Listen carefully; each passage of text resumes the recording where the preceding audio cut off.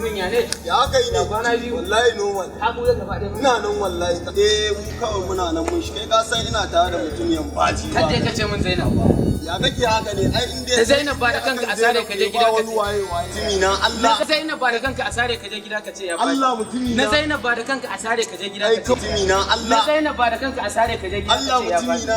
Na Zainab ba da kanka a sare ka je gida ka ce ya bani. A waya da wannan. Ina da wannan kawai. Na Zainab ba da kanka a sare ka je gida ka ce ya bani. Allah mutumi na. Na Zainab ba da kanka a sare ka je gida ka ce ya bani. Kanuwa na ne ya kawo. Na Zainab ba da kanka a sare ka je gida ka ce ya bani. Allah. Na Zainab ba da kanka a sare ka je gida. Na Zainab ba da kanka a sare ka je gida ka ce ya Kai bani. ni ba hakka yanzu. Na Zainab ba da kanka a sare ka je gida.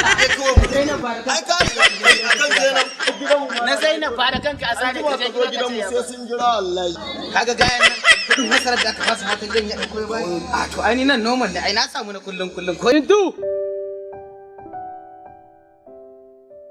Akai Na Zainab, ina wulaka ina takalmi. kai ka san akan Zainab zan iya bada komai har gidanmu sai in bada tattautan gidanmu wallahi kan Zainab ne na bada komai na wallahi. Zainab ɗinka? Zainab ɗina To ma. yanzu na ganta sun tafi shagon Aminu. Aminu Su da Aminu Ƙwarai. na wancan layin Aminu dai. Aminu da Zainab.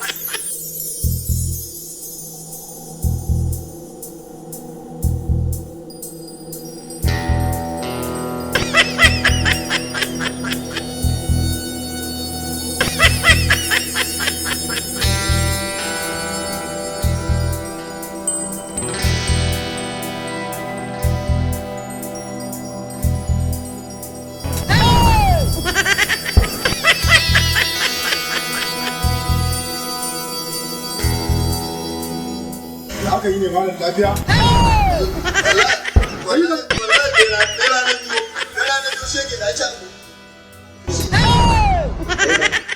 Ka lahe wannan zangon.